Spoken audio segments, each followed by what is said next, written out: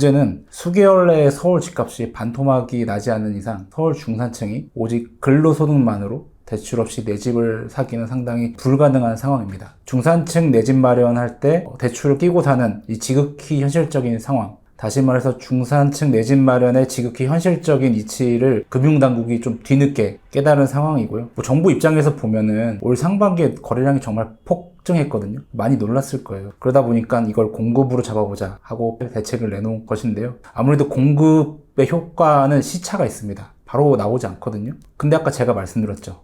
초자산가 제외하고는 웬만하면 대출을 끼고 집을 사는데 이 대출을 원천 봉쇄해버린다? 바로 효과가 나타날 수 있는 것이죠. 그래서 정부에서 지금 앞뒤 가리지 않고 강력하게 지금 대출 규제를 했었던 그런 상황이었습니다. 8월 말 정도에 이제 강력하게 아까 말씀드렸던 그 현실적인 이치에 대해서 좀 무시를 하고 완전히 그냥 총체적으로 다 막아버린 거죠. 그런 가리지 않고. 근데 워낙 이제 이런 현실들이 있고 그런 것들을 좀 깨닫다 보니까 금융위원장도 은행장들이랑 간담회를 하면서 뭐라고 했어요?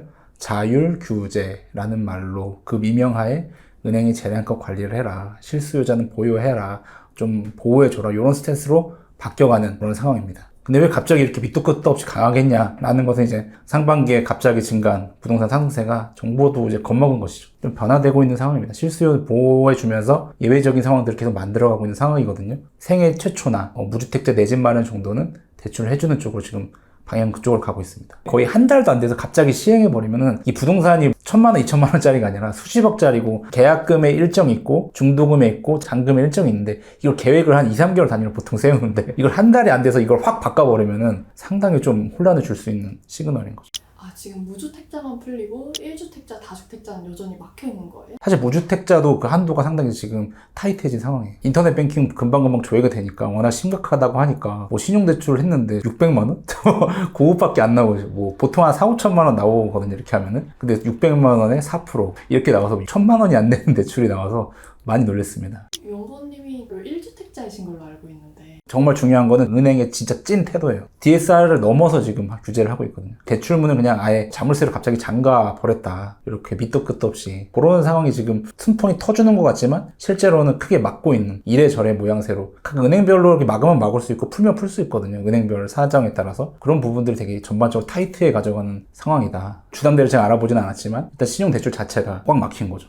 일단 올해 좀 은행 대출 태도가 어떻게 될 거냐를 전망을 해보면은 올해는 이제 5대 시중은행의 은행장이 그 임기가 마무리되는 시점에 다 몰려 있어요. 즉 연임 이슈가 있는 거예요. 은행장이 연임이 되냐 안 되냐. 그래서 아무리 봐도 올해까지는 사실은 정부의 눈치를 많이 볼 수밖에 없는 상황이고요. 그리고 또 하나는 이제 은행별로 계획을 세워요. 내가 가계대출을 이 정도 하겠다. 경영 계획을 세우는데 대출을 받아야 은행도 이제 수익을 버니까. 근데 그 연초 세운 계획 대비 가계대출을 300%나 넘게 초과해서 대출해준 은행이 있어요. 정부의 당국에서 너무 과다하게 해줬다라고 볼 수 있는 거죠. W로 시작하는 은행입니다. 그래서 과다하게 해준 은행들이 있기 때문에 올 연말까지는 아무래도 은행장 이슈도 있고 너무나 과다하게 해준 부분도 있기 때문에 대출 태도가 되게 타이트해질 거예요. 근데요, 내년 정도 되면은 일단 은행장들이 다 새로 이제 선출이 될 거고 다시 연초에 대출 한도를 다시 리셋하게 되는 거예요. 경영 계획을 다시 짜요. 그러니까 다시 이제 대출 한도가 다시 생성될 거예요. 그리고 또 마침 내년에 서울 입주량이 마지막으로 3만 호를 찍는 시점이 2025년이고 26년, 27년은 다시 입주량이 1만 호로 뚝 떨어져요.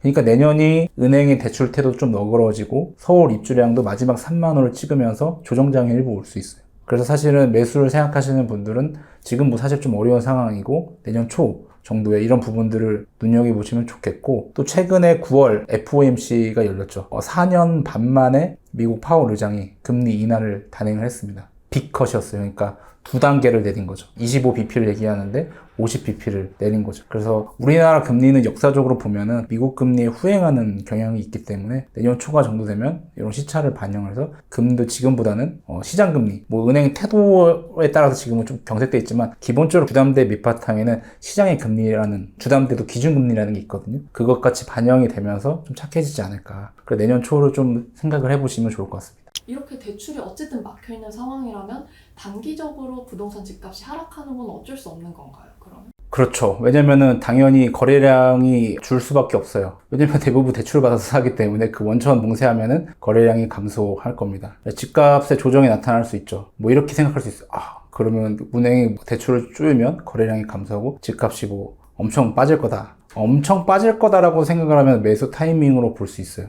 누구에게? 대출이 필요 없는 사람, 현금만 많이 있는 사람들에게 이게 집값이 많이 빠지면 현금이 많은 분들에게 오히려 타이밍이 될 수 있겠죠. 사실은 멀리 보면은 뼈 아픈 얘기인데 이 대출을 옥죄는 것은요, 사실은 역사적으로 중산층의 사다리를 걷어차는 셈이에요. 예전에 대출 규제 나왔을 때 한번 보면요, 18년 9월에 주담대 금지 뭐 이런 얘기가 처음 나왔고 19년 말에는 아예 15억 초과 고가 주택은 원천 차단했어요, 주담대를. 저도 순진하게 이제 강남 집값 떨어지겠다, 15억을 대출을 안 하면 누가 돈으로 사냐, 순진한 생각을 했었죠. 근데 지금 이제 통계를 살펴보면은 18년 주담대 규제 실시했을 때 서울의 6억 미만 아파트 거래 비중이 2018년에는 60%였는데요 24년 1분기 현재 6억 미만 아파트의 거래 비중은 23%, 60%에서 23% 뚝 떨어졌습니다. 그러면 나머지 77%는요, 다 6억 이상 거래 비중이고요. 그리고 19년 말에 15억 초과 아파트 주담대 원천 봉사했었다고 말씀을 드렸는데요. 그 당시에 15억 초과 아파트 거래 비중이 2020년도에는 4%였다가 2024년 1분기 현재 18%까지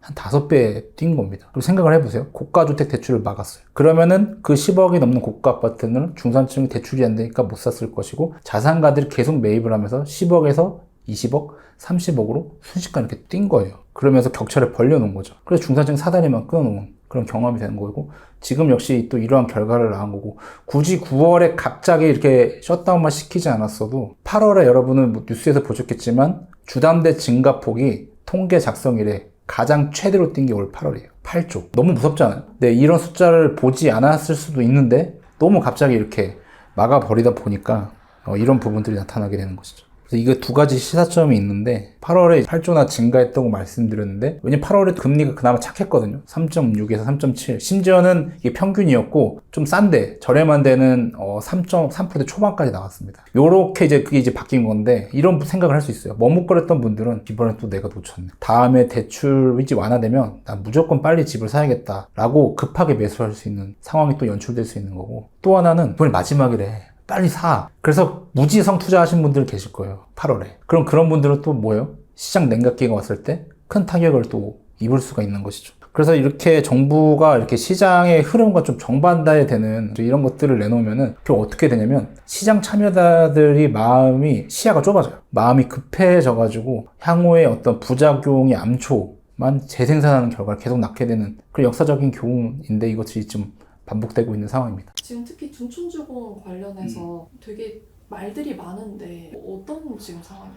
타이밍이 묘하죠. 왜냐면은 둔촌 주공 입주가 11월부터인데 애초부터 정부에서 원래 8월에 DSR 규제를 한다고 했어요. 그럼 규제를 하면 아까 말씀드렸다시피 당연히 집을 못 사니까 대출 잡힐 거예요. 그럼 9월에 대출 잡혔습니다 할 텐데, 9월에 DSR 규제를 한 달 미뤄서 했단 말이에요. 그럼 이번에 지금 9월에 지금 한참 잡고 있으니까 어때요? 추석도 있으니까 10월에 대출 잡혔습니다 말 나오죠. 그리고 11월에 둔촌 입주예요. 총량이 워낙 많다 보니까 대출 총량이 여지를 남겨준 뉘앙스인 거죠. 그리고 이제 그런 거예요. 올 초만 해도 그 실거주 의무 유예법을 둘 다 여야가 합쳐서 통과를 시켰단 말이에요, 주택법 개정안을. 뭐예요? 원래는 실거주를 해야 되는데 실거주를 안 해도 된다, 즉 전세입자를 들여놔도 된다 라는 법을 통과시킨 거예요, 올 초에 3월에. 근데 지금 1년이 채 되지 않아서 이런 대출 스탠스를 내놓은 거는, 물론 정부가 자기 손을 빌지 않았죠. 은행에 자율규제해라, 은행이 좀 책임을 떠넘긴 경우고, 은행에서도 조건부 전세대출 금지, 이걸 카드를 통해서 이제 전세입자를 끼고 하는 잔금 대출에 있어서 압박을 가하고 있는 어떤 상황인 거죠. 이제 맥락상을 살펴보면은 어느 정부든, 제가 여기 나와서 많이 말씀드렸는데, 정부 정책의 목표는 뭐냐면요, 집값을 급등하는 것도 당연히 막아야 되지만 급락하는 것도 막아야 돼요. 왜냐면 집값이 확 떨어지잖아요, 순식간에. 그럼 뭐가 생기냐면 부실대출자들이 엄청 늘어나요. 지금 정부의 3대 부동산 해결돼야 할 문제가 뭘까요? 레고랜드 사태로부터 터진 PF 부실, 이거 아직 해결 안 됐고요. 그리고 전세 사기, 이거 아직 해결 안 됐고요. 그럼 만약에 이번에도 이런 대규모 단지에 이런 것들이 또 갑자기 이렇게 밀어붙여가지고 통과시켜줬는데 부실 대출이 빵 터진다? 또 하나의 어떤 숙제를 남겨두는 셈이거든요. 그럼 굳이 정부 입장에서 또 하나의 또 이 숙제를 남겨야 되느냐, 자신들이 그 시그널을, 연초의 시그널을 무시하면서까지, 무리해서까지 막 밀어붙일 거냐, 이렇게는 생각이 되지 않거든요, 제 생각에는. 그래서 이런 부분들에 있어서 이제 시간이 닥치면, 아까 말씀드린 왜 8월에 안 하고 9월에 규제를 했을까 보면은 어느 정도 좀 적당한 타협점을 찾지 않을까 생각이 됩니다. 연구원님도 지금 어쨌든 회사에 재직 중에 계시잖아요.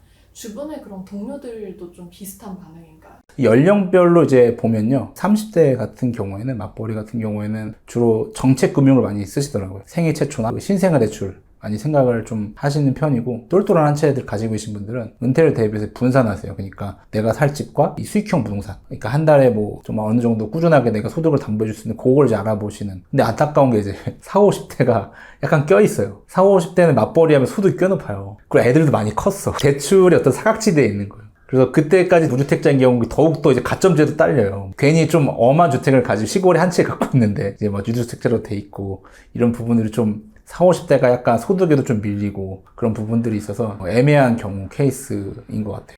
그분들은 심지어 집 한 채 갖고 있으면 대출도 지금 안 나오니까. 어쩌다 보니까 이게 뭐 부모님한테 이렇게 시골에 어떤 한 채를 갖게 됐는데, 그게 이제 처분하기도 어렵고 뭐 그런 상황들이 계신 분들이 계시고, 또 하나는 이제 우리가 1주택자라고 하면은 집을 사면은 원리금을 갚잖아요. 갚아요. 근데 막 집값이 올라요. 그러면 행복하죠. 근데 나중에 은퇴될 때 갚았는데 이걸 내가 팔지 않는 이상 남는 게 없는 거야. 갚았다를 박수를 쳤는데 이제는 애들 다 키우고 하다 보니까 지분 있는데 처분하기 싫고 좋으니까 그럼 어떻게 되지라는 상황이 벌어지는데, 보통 그래서 40, 50대 분들은 내가 대출을 갚다가 총 대출량이 한 60%, 70% 정도 갚아 나갔으면은 한번 체크를 해봐야 돼요. 나중에 이걸 분산해서 수익형 부동산을 어떻게 가져갈 수 있는지 한번 생각을 해보고, 뭐 연금이나 이런 것들이 다 정비되어 있는지, 번 소득을 다 몰빵하고 있진 않는지, 원리금에. 왜냐면은 이 집에서 계속 살 거면은 사실은 계속적인 수익이 필요한 것인데, 너무 또 그 상황이 또 닥치면 아이들이 크면서 학원비 들어가야 되지, 대출 갚아야 되지, 그리고 또 소득은 계속 들어오니까 딱 그 정도만 생각을 하는데, 좀 더 이제 시야를 넓혀가지고 그 이후에도 내가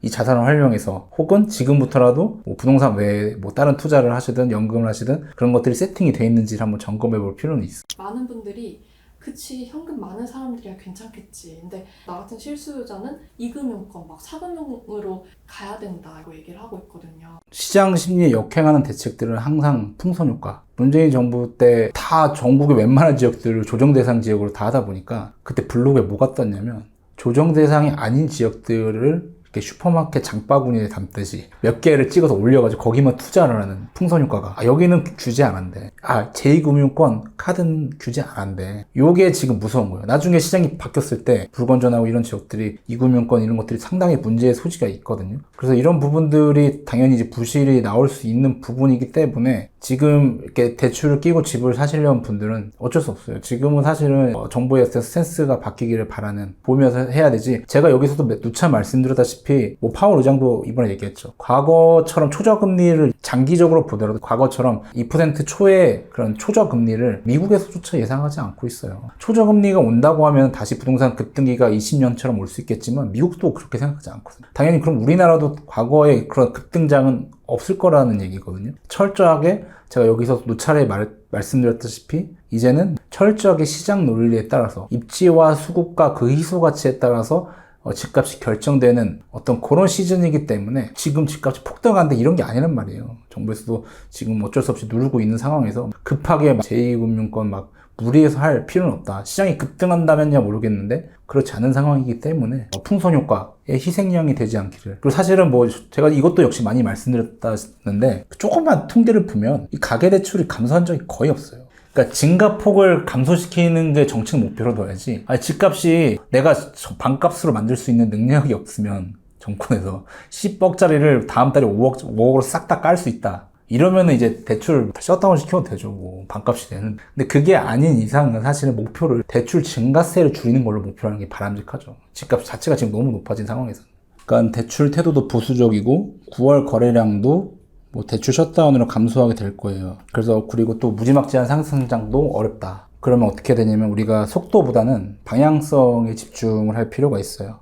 여기서 방향성이라는 것은 이런 정부의 스탠스가, 은행의 스탠스가 유해졌을 때 장기적으로 매수세가 계속 붙을 지역이 어디인가를 알 수 있는 매수의 선구안을 기르는 시즌으로 여러분들이 부동산의 나침반을 세팅해 도시라는 건데, 여기서 이제 또 오르는 아파트? 뭐 오해가 있어요. 오르는 아파트면 또 뭐 투자라는 거 아니야? 그게 아니라 실소유자도 똑같아요. 부동산이라는 것이 한번 떨어지면 수천만 원 혹은 수억까지 떨어지는 건데, 내가 실소유로 샀는데 여러분 수억 떨어지면 부실 대출자가 될 수 있는 상황이거든요. 그렇기 때문에 실수요자 역시 시장에 지지 않는 아파트가 무엇인가, 적어도 시장 평균은 갈 수 있는 아파트가 무엇인가는 당연히 따져봐야 되는, 직장인일수록 더욱더 그렇죠. 그렇기 때문에 우리가 시장의 어떤 자연스러운 흐름, 그리고 정부가 규제했을 때 이거 왜 하는 거지? 그럼 언제쯤 풀어줄까? 지금 글로벌 정세는 어떻게 돼가지? 과거에는 어땠었지? 라고 하는 또 기회의 틈을 읽을 수 있는 선고안들을 기르는 시점으로 올해 연말까지는 그런 시즌으로 가져가시면 좋을 것 같습니다. 가장 시장의 흐름을 알 수 있는 게 이제 실거래 흐름이에요. 속보성. 실거래는 오늘도 일어나고요.